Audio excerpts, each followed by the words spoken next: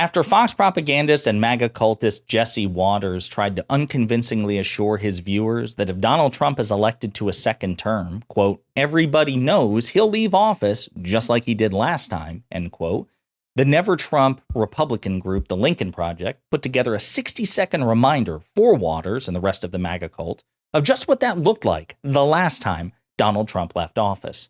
But before we unpack all that, if you end up liking this video and you want to support the channel, please be sure to hit the like, subscribe, and alert bell before you go. I'd greatly appreciate it. All right, friends, we have a couple of clips to look at in this video, but as a reminder, it's been a consistent theme, a consistent strategy of the Republican Party, the Fox Propaganda Network, and right-wing media in general, as well as the MAGA cult and the incestuous relationship that all these groups have, to engage in revisionist history with respect to January 6th and the overall attempt by Donald Trump to steal a free and fair election. It was unprecedented. There was absolutely no contest between what Trump did and what every other politician does when they get an outcome in an election that they don't like, at least before Trump. Trump has since inspired a bunch of Trump-like Republicans to, like Carrie Lake, to go as far as she's gone with respect to her election denialism. But Trump was uniquely unprecedented in the terrible things that he did in his attempt to remain in power. And right now, the Republican Party is banking that Americans will have forgotten the visceral imagery of January 6th, and again, all the stuff leading up to and after it, because it wasn't just that particular day, in terms of Donald Trump's fascism. And this is what Jesse Waters is banking on in this clip. We're going to play the clip, and then we'll play the Lincoln Project's response to it, because it's brilliant. More than scream, because just like they thought the moon would never leave, they say Trump's going to stay for life. You hear about Trump saying he's going to be a dictator for a day, which is not going to be for a day if it happens. No. Could be for the rest of our lifetimes and our children's and more. Just like what happens after every eclipse. Everybody knows Trump's going to leave office just like he did the last time. Look at that shit-eating grin on Waters' face. It makes me wonder if he's self-aware at all. But we do remember what it was like when Donald Trump left office, the last time. We do remember that. Waters might have forgotten, although I doubt it. He's hoping that you have, but you probably haven't. And in case you haven't, we have this from the Lincoln Project. Everybody knows Trump's going to leave office just like he did the last time. If you count the legal votes, I easily win. If you count the illegal votes, they can try to steal the election from us. Because you'll never take back our country with weakness. You have to show strength, and you have to be strong. We go to 24. Did you see it? Then it says 28, 32, 36, 40, 44.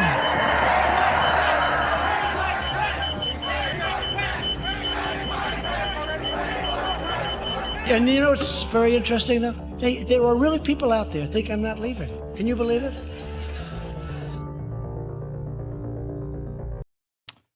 Great ad, right? Because the thing is, we actually have seen some evidence to suggest that if Republicans had it their way, they would make Donald Trump God King for life. So much of what the Republican Party has attempted to do is gesture in that direction. So Jesse Waters says that, listen, if Trump gets elected to a second term, he'll leave office just like he did last time.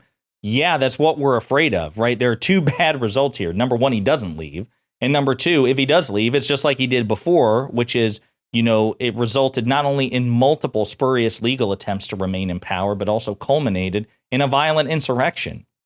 We're worried he's going to leave, he'll attempt to stay in an even worse fashion. But even if it goes exactly as it did before, that's terrible. Also because of the precedent that it establishes. Because speaking of precedent, I've said this before, but arguably the most important civic tradition and precedent that we had in this country, the thing that distinguished us at the time of the country's founding from our peer nations, is the peaceful transfer of power. When President Washington stepped down after his second term, or announced his intention not to run for a second term because there was no 22nd Amendment forbidding him from running for a third term, and he allowed the next generation, so to speak, John Adams, Thomas Jefferson, to, and people like them to run against him or run for the presidency itself, and he transferred power to Adams because President Adams won that election. And then when President Adams, who only served one term, lost to his opponent, Thomas Jefferson, he left office peacefully too. So it happened twice in back-to-back settings, from Washington to Adams and then Adams to Jefferson. And both of these were remarkable.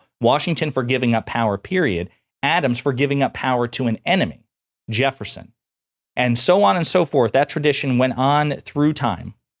Republican, Democrat, doesn't matter, conservative, liberal, progressive, where you were, you left office when you lost an election, and you did so peacefully until Donald Trump. And we have Republicans and so-called centrists try to muddy the waters and say, oh, listen, it's natural for politicians to reject the results of elections and try to cling to power. No, it's not, right? People say, well, Hillary Clinton, Stacey Abrams at her very worst was nowhere near as dangerous or as problematic as Donald Trump. Stacey Abrams refused to concede her first election defeat to Brian Kemp, and also had pretty compelling reason at the time to believe that then Secretary of State Brian Kemp had put his thumb on the scale. They purged voter rolls, et cetera, and so forth. But bottom line is she should have conceded, because even though Kemp, did engage in the same sort of voter suppression tactics that a lot of Republicans do, she should have conceded because he didn't do anything illegal as far as we know. Hillary Clinton conceded to Donald Trump the very next day, formally, publicly, to the American people after she lost the 2016 election. When very angry Democrats tried to object to Donald Trump's victory, they couldn't make it a formal objection because no Democrat in the opposing or the opposite chamber, so in this case the Senate, would sign on to a formal objection. They were like, yeah, he's annoying. Yeah, we don't like him. Yeah, we think he's terrible. But he won the election. Contrast that with Donald Trump, who is the sitting president and therefore had infinitely more burden, infinitely more of an obligation to commit to the peaceful transfer of power because he was the most powerful man on earth. He was in the same position that Presidents Washington and Adams were, and he had the highest obligation to honor that tradition. He abandoned it. Infinitely worse, again, than Hillary Clinton and Stacey Abrams. He tried to litigate his way into a second term. He fomented, incited an insurrection against the Capitol by lying to his supporters, and he still has not conceded the result. And to make matters worse, there are conservatives in Trump's inner circle involved with Project 2025 and on Trump advisory boards that want to repeal the 22nd Amendment, which locked in the Washington standard of 2 terms, right? And the American Conservative is the publication in which this particular author writes about it, but again, he's linked to Project 2025 and the Trump campaign, and he wants a 3rd Trump term. Why not a 4th? Why not a 5th? Why not Trump for life, assuming that he lives that long? And it's like the Lincoln Project showed in that clip when Trump's like, they say 2028, but also we've got 2024. Why not 2028? Why not 2032? And so on and so forth. He clearly is teasing and gesturing in that direction. And the question is, why on earth should we take it lightly? That's what a lot of, centrists say. You can't take Trump seriously. Ben Shapiro gang, he does it all the time. He says, he doesn't take Trump's word seriously. He would never grant that standard to a Democrat. None. It doesn't matter. If it were Democrat, he'd say, of course, you got to take this. This person's an adult. They're a public servant. They're an elected official. You got to take their words at face value. Why not Trump's? Why are we grading Trump on a curve? Well, because it's beneficial to him politically. And it helps him sleep at night knowing that Trump stands in stark contrast to so many of the civic principles that Shapiro has professed. And so you reconcile these things in order to reconcile your hypocrisy. Because, of course, Shapiro and Trump and all these Republicans, all these conservatives who say they love this country and they love this system are hypocrites because they would gladly sacrifice it all for short-term political gain. Liz Cheney, former Republican congresswoman, voted with Donald Trump 93% of the time. That is a fact, regardless if Republicans hate her now. She was a devout Republican. She is a devout conservative, and she was devoutly loyal to Donald Trump until he tried to stage a coup. This is what she has to say about a potential second Trump term and what might lie beyond it. And all you have to do is listen to what Donald Trump says, look at the filings that his lawyers have made in the immunity case and others. The moment that the court rules in a way he disagrees with, he will just ignore it. He'll refuse to abide by it. And that's the quickest way that you can begin to have the kind of unraveling that's so dangerous. The other thing that I think it's important for people to remember is the kinds of people that he will appoint. One of the things that we learned in the Select Committee was how often it was good and responsible people, good and responsible Republican officials at the state level, also around Donald Trump, who stood up to him and who said no, and who said, who told him again and again, what you're saying about these elections, what you're saying about fraud, what you're saying about the election having been rigged, it's not true. They told him repeatedly and with specificity. Those kinds of people won't be around him again in a second term. And I think that's also important for people to understand. He will appoint people who will do his bidding. He will appoint people, and if they are nervous about doing his bidding, he'll offer them pardons. And he won't leave office. I mean, just think about, we know he tried once not to leave office. And he will have no incentive to guarantee a peaceful transfer of power and to leave office if he's elected again.